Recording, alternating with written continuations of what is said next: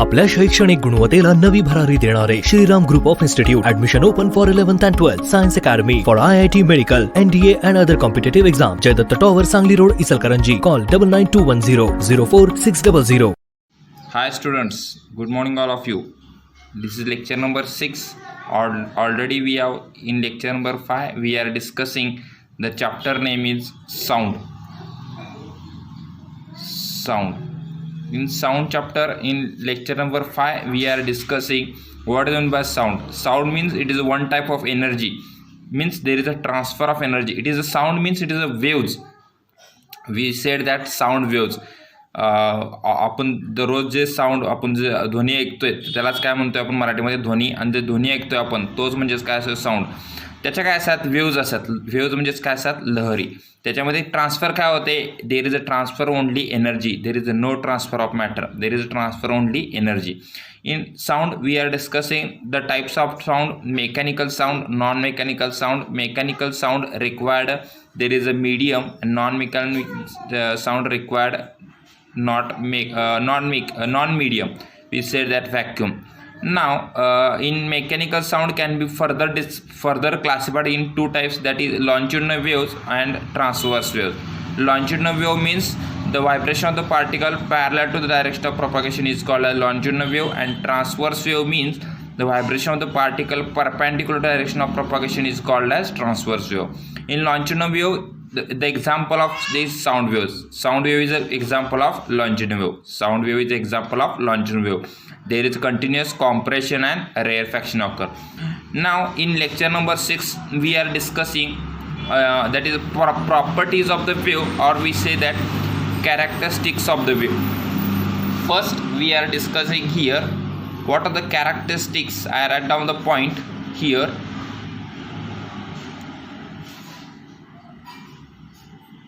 Characteristics of waves. Characteristics, or we say that properties of waves. Characteristics, or we say that properties of the wave. What are the properties? First we are consider a transverse wave. Consider this is a transverse wave. Consider this is a transverse wave. Consider it is a transverse wave having continuous crust trough occur. जो डोंगरासारखा भाग दिसतो त्याला काय म्हणतो आपण crust, आणि जो दरीसारखा भाग दिसतो त्याला काय म्हणतो आपण trough. There is continuous crust trough occur. Now we are discussing, this is called as amplitude. We are discussing in further definitions. First that we are discussing properties is wavelength. Wavelength is denoted by lambda. Wavelength, आता याच्यामध्ये वेवची जी length असेल त्यालाच काय म्हणतो आपण wavelength. मराठीमध्ये wavelength WAVELENGTH. Wavelength म्हणजेच काय असेल, वेवची लेंथ म्हणजेच काय असेल वेवलेंथ. म्हणजेच काय डेफिनेशन काय बघा, it is the distance between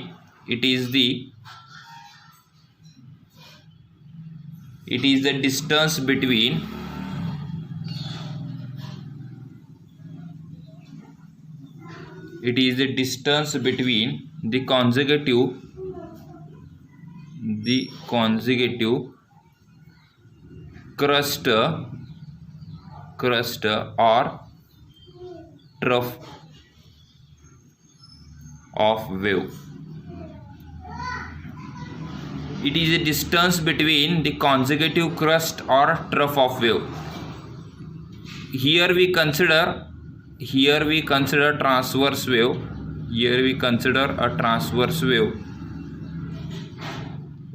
It is a distance between, consider, so it is a crust, it is a trough, it is also trough.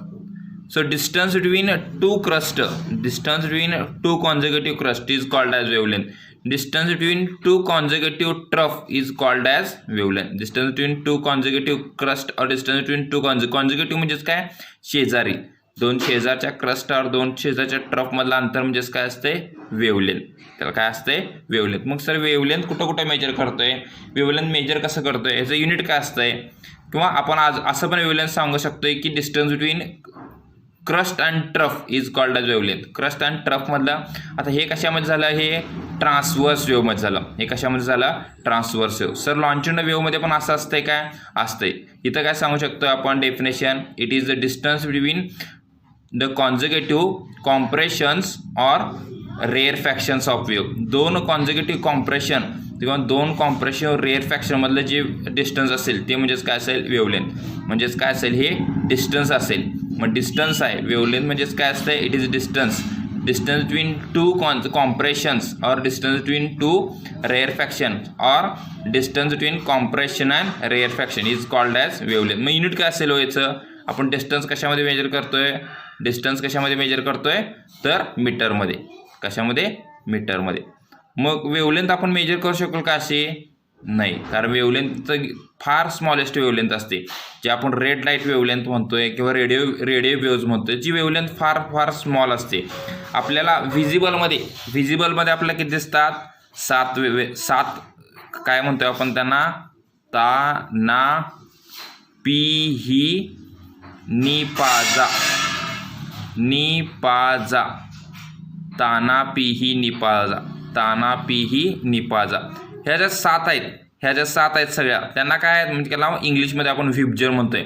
यांची वेव्हलेंथ किती असते आता तुम्ही सांगायचं. यांची वेव्हलेंथ कशामध्ये आपण सांगू शकतोय. आता मी नॅनोमीटरमध्ये 400 नॅनोमीटर ते कितीची रेंज असते, ही 800 नॅनोमीटर किती असते अंदाजे सांगतोय मी. हे काय झाली आपली व्हिजिबलमधली झाली. ही काय झाली आपली व्हिजिबलमधली वेव्हलेंथ. किती वेव्हलेंथ असते 400 नॅनोमीटर ते 800 नॅनोमीटर व्हिजिबल वेव्हलेंथ. मग अजून याची युनिट काय आपण स्मॉलेस्ट करू शकतोय, कारण मीटरमध्ये आपण वेव्हलेंथ सांगू शकत नाही, एकदम वेव्हलेंथ स्मॉल असते. मग कशामध्ये आपण सांगू शकतो आपण, एक म्हणजे अँगस्ट्रॉंग. युनिट फार महत्त्वाचे. अँगस्ट्रॉंग कसं सांगू शकतो आपण, ए लिहायचा आणि त्याच्यावर 0 द्यायला काय होतं तो अँगस्ट्रॉंग. त्याच्यानंतर नेक्स्ट सांगू शकतो आपण नॅनोमीटर म्हणजे कसं एन एम त्याचं सिम्बॉल काय असेल NM. त्याच्यानंतर मायक्रोमीटर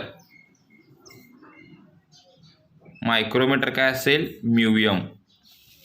त्याच्यानंतर आता बघा 1 अँगस्ट्रॉंग म्हणजेच किती मीटर असतंय 10⁻⁻8 सेंटीमीटर आणि 10⁻⁻10 मीटर. म्हणजेच काय 1 सेंटीमीटर जर असेल तुमचं, सॉरी 1 मीटर जर असेल, हे काय असेल तुमची 1 मीटर जर असेल तर ह्याचे किती भाग करायचे आहेत, याचे 1 मीटरचे 1 वर 10 शून्य इतक्या भाग केला तर किती होणार आहे ते 1 अँगस्ट्रॉंग. म्हणजेच ती एक वेव्हलेंथ असेल त्याची वेव्हलेंथ. म्हणजे जर आपण म्हणतो 2 अँगस्ट्रॉंग म्हटलं तर ती एवढी वेव्हलेंथ असेल. म्हणजे किती स्मॉल वेव्हलेंथ असेल बघा. ह्याचं आन्सर किती येईल 0.00000 काय तर आलं ते असेल आपलं अँगस्ट्रॉंग 1 अँगस्ट्रॉंग. आणि म्हणजेच 1 angstrom is equal to 10⁻⁻10 metre. Next 1 nanometre is equal to किती असेल 1 nanometre is equal to 10⁻⁹ metre 10⁻⁹ metre. Next 1 picometre म्हणजे किती असतंय 10⁻⁻12 मीटर. म्हणजे किती वेव्हलेंथ स्मॉल असते बघा. एकदम स्मॉल वेव्हलेंथ आपण मेजर म्हणजे आपण हे बघू शकत नाही. वेव्हलेंथ आपण बघू शकत नाही. म्हणजेच काय बघू शकतोय आपण, त्या रिफ्लेक्शन बघतोय आपण, म्हणजेच लाईट बघतोय आपण. त्याची वेव्हलेंथ आपण मेजर करू शकत नाही. म्हणजे साध्या आपण पट्टीनं वगैरे मेजर करू शकत नाही. तिथे एक स्पेसिफिक इन्स्ट्रुमेंट असतात जे व्हास्ट आता जे रिसर्चमध्ये असतात ती इन्स्ट्रुमेंट आपण मेजर करू शकतोय. इथं समजतात का बघा पॉईंट सगळे हे. म्हणजेच काय बघितलं आपण याच्यामध्ये वेव्हलेंथ बघितलं. Wavelength is the distance between the consecutive crust and trough. म्हणजे क्रस्ट आणि दोन क्रस्टमध्ये कॉन्झिक्युटिव्ह म्हणजेच काय शेजारच्या क्रस्ट किंवा शेजारच्या ट्रफमध्ये डिस्टन्स म्हणजेच काय असेल ते वेव्हलेंथ. युनिट काय असेल त्याचं मीटर. मग याच्यामध्ये अँगस्ट्रॉंगमध्ये मेजर करतोय आपण, नॅनोमीटर, मायक्रोमीटर, आपल्या भरपूर वेवलेंथ असतात. विजिबल, आपण विजिबल बघतोय, किंवा IR असतात, इन्फ्रारेड आहेत, त्याच्यानंतर रेडिओ वेव्ज आहेत, भरपूर साऱ्या वेव्ज आहेत. आणि त्याची प्रत्येकाची काय असते, वेवलेंथची रेंज असते. त्याची प्रत्येकाची काय असते, वेवलेंथची range. Now hi student, this now second is amplitude.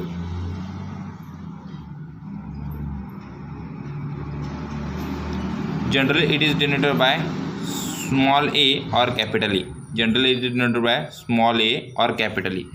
Amplitude is denoted. Generally, we are denoted by.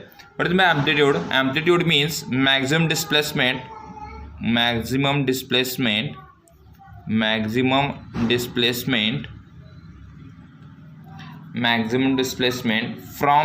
position.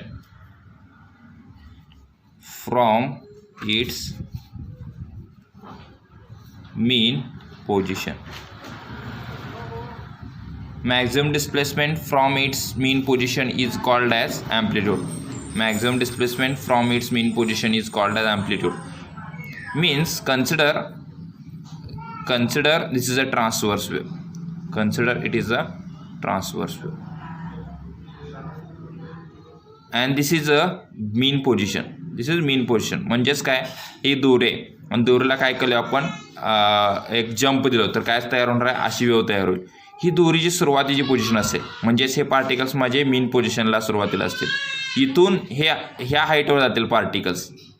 काही हे काय क्रस्टमधलं ॲम्प्लिट्यूड, हे काय असेल माझं ट्रफमधलं ॲम्प्लिट्यूड. मित्रांनो, हे ॲम्प्लिट्यूड काय असते, सेम असते. This is called as amplitude or this is called as maximum displacement. ह्यालाच काय म्हणतोय आपण, ॲम्प्लिट्यूड. ह्यालाच काय म्हणतोय आपण, ॲम्प्लिट्यूड. हे ॲम्प्लिट्यूड काय असतंय, सेम असते. इथे ॲम्प्लिट्यूड सेम, म्हणजे हे इमॅजिनरी कन्सेप्ट, म्हणजे एक स्टँडर्ड कन्सेप्ट आपण धरली तर हे काय असते, ॲम्प्लिट्यूड प्रत्येक ठिकाणी काय असते, सेम असते. इथं पण ॲम्प्लिट्यूड तेवढा असेल, इथं पण ॲम्प्लिट्यूड तेवढा असेल, इथं पण ॲम्प्लिट्यूड तेवढा असेल, इथं पण तेवढं. जसं तुम्ही वेव कुठंही पुढे गेला तर ॲम्प्लिट्यूड काय असेल, माझा कॉन्स्टंट असेल. आपण जे आपला सगळी म्हणजे 11-12मध्ये आपण सगळ्या कन्सेप्ट बघतो त्याच्यामध्ये काय असते, सगळीकडे ॲम्प्लिट्यूड माझे काय असते, कॉन्स्टंट असते. ॲम्प्लिट्यूड म्हणजेच काय, maximum displacement from its mean. Maximum displacement म्हणजेच काय, जास्तीत जास्त डिस्प्लेसमेंट पार्टिकलचं किती झाले. पार्टिकल आता प्रत्येक ठिकाणी हे नंबर ऑफ पार्टिकल्स आहेत. याच्यामध्ये हा पार्टिकल कुठे गेला, माझा इथं गेला, म्हणजेच काय झालं, हे मॅक्झिमम डिस्प्लेसमेंट झालं. दिस इज कॉल्ड ॲज ॲम्प्लिट्यूड. हा पार्टिकल इथं होता, हा पार्टिकल इथं गेला, तर याचं काय झालं, मॅक्झिमम डिस्प्लेस. हा पार्टिकल इथं आला, हे डिस्प्लेसमेंट मॅक्झिमम नसणार आहे. मॅक्झिमम काय असेल, हे डिस्प्लेसमेंट मॅक्झिमम असेल. This is called as amplitude. Maximum displacement from its mean position is called as amplitude. Maximum displacement from its mean position is called as amplitude. फार कन्सेप्ट सोपे आहेत, फक्त तुम्ही समजावून घ्या ॲम्प्लिट्यूड म्हणजेच काय. नाव मेजर कसं करतोय आपण, तर काय असेल, याचं युनिटसुद्धा काय असेल, मीटर. याचं युनिट पण काय असेल, मीटर. कारण ही काय डिस्प्लेसमेंट आहे ना, डिस्प्लेसमेंट आहे, त्याच्यामुळे याचं युनिट पण काय असेल, मीटर असेल. याचं युनिट पण काय असेल, metre. Now next is our third concept is now our third characteristics is frequency.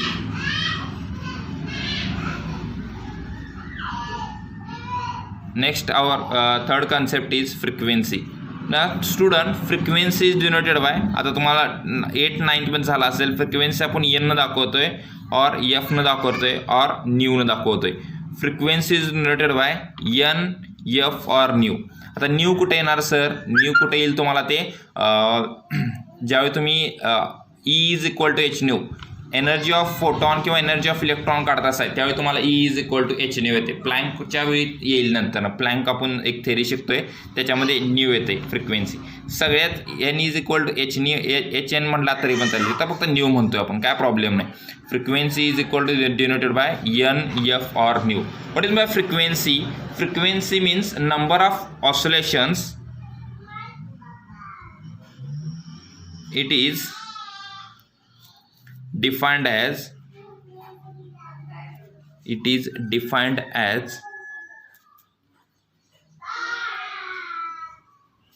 number of oscillations.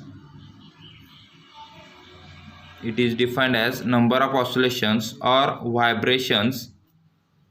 It is defined as number of oscillations or vibration per second. it is defined as number of oscillations or vibration per second is called as frequency. Frequency म्हणजे काय concept बघा. काय करतोय, सुरुवातीला एक wave generate झाली, त्याच्यामध्ये किती फ्रिक्वेन्सी, एका सेकंदामध्ये किती इथं फ्रिक्वेन्सी मिळतात, 1 2 3. फ्रिक्वेन्सी किती आहे इथं, 3. इथं फ्रिक्वेन्सी किती आहे, कारण हे कन्सिडर करलो आपण. This is first, this is second vibration, this is third vibration. So frequency किती आहे, 3. आणि इथं फ्रिक्वेन्सी किती आहे, इथे एक वेव्ह जनरेट झाली, तिथं किती मिळतात एका सेकंदामध्ये,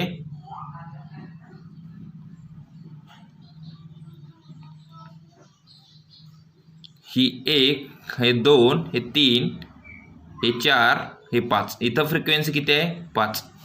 इथं फ्रिक्वेन्सी किती आहे, 5. म्हणजेच काय, हा जर ए वेव्ह असेल आणि ही जर बी वेव्ह असेल, तर बी वेव्हमध्ये फ्रिक्वेन्सी काय आहे, frequency of B wave is greater than frequency of A wave. Frequency of B वेव्हची काय आहे, जास्त आहे. म्हणजेच काय, एका सेकंदामध्ये, ही सुद्धा एका सेकंदामध्ये आपल्याला 3 व्हायब्रेशन मिळाले.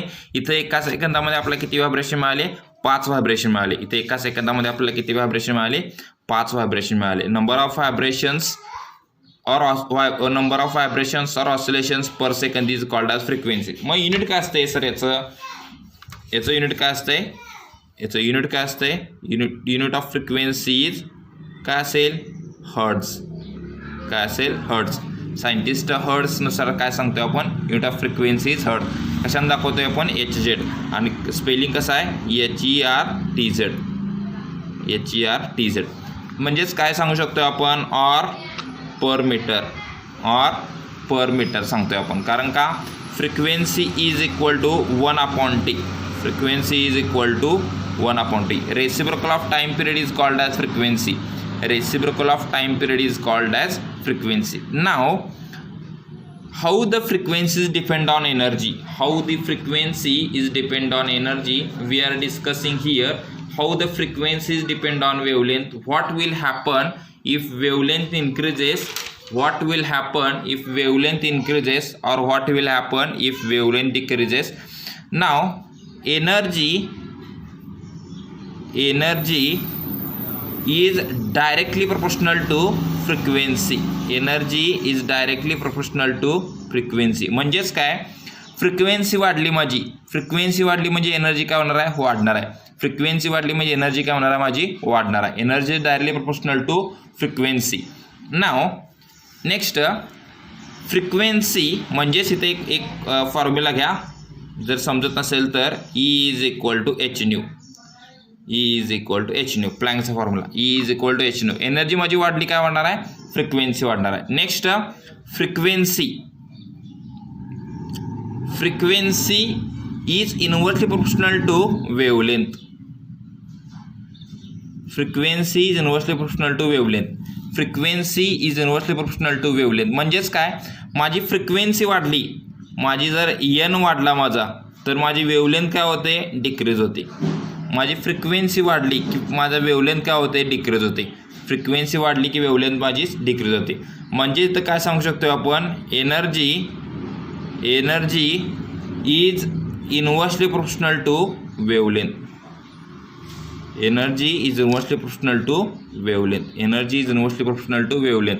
Energy is inversely proportional to wavelength. म्हणजे एनर्जी माझी वाढत असेल तर वेवलेंथ काय असणार आहे, कमी असणार आहे. म्हणजेच एक दोरी मोठी घेतली मी, एवढी दोरी आहे माझी, ही दोरी आहे माझ्याकडं, आणि ह्या दोरीला मी व्हायब्रेशन झालो की काय होणार आहे, जास्त व्हायब्रेशन होईल. आणि ह्याच्यापेक्षा मोठी दोरी घेतलो तर व्हायब्रेशन्स काय होतील, माझे कमी होतील.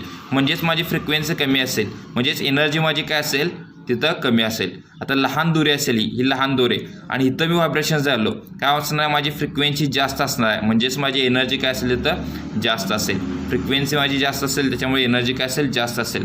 रिलेशन्स लक्षात ठेवा. हे रिलेशन्स, ह्या रिलेशन्सवर भरपूर सारे क्वेश्चन्स आपण सॉल्व करू शकतोय विदिन द सेकंदामध्ये. Okay, our next concept is time period. Our next concept is time period, which is a fourth concept. Time period denoted by T. Time period denoted by T means number of vibrations completed. It is defined as it is defined as time required to complete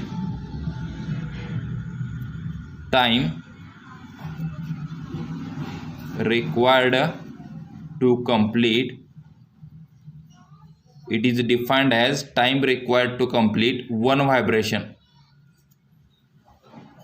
or one oscillation.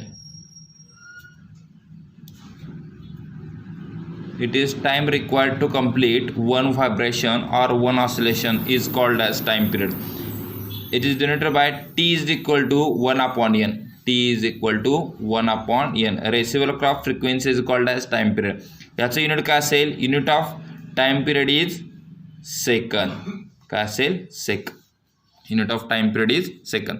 म्हणजेच काय, एक vibration माझं इथून vibration चालू झालंय, हे vibrations काय झालं माझं इथे कंप्लीट झालं, इथं व्हायब्रेशन माझं कंप्लीट झालं. किंवा आपण सर्कलमध्ये म्हणतोय बा, इथून माझा पार्टिकल स्टार्ट झाला आणि इथून असा फिरला आणि ज्यावेळी इथं येईल त्यावेळी काय झालं, माझा एक टाइम पिरियड कंप्लीट झाला. त्यावेळी माझा काय झाला, तो टाइम पिरियड कंप्लीट झाला. This is called as time period. This is called as time period. समजतंय का बाबा? It is time required to complete one vibration or one oscillation is called as time period. Okay. Next concept is velocity, which is denoted by v. Velocity means it is the distance traveled by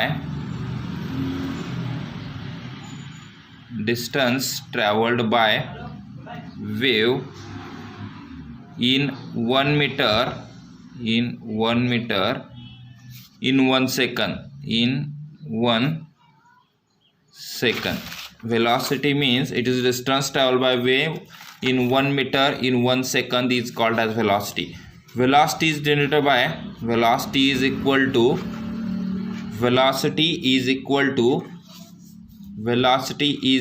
to we say that v is equal to n lambda. V is equal to n lambda means here already we know that velocity is equal to distance, or we say that displacement upon time. इथं velocity म्हणजेच काय ते, इथं displacement म्हणजेच काय असते, wavelength upon time. So v is equal to n lambda म्हणजेच काय असेल, v is equal to lambda upon t. V is equal to lambda upon t is called as wavelength. So V is called as velocity. Number of questions तुमच्या V is equal to n lambda. Where V is velocity,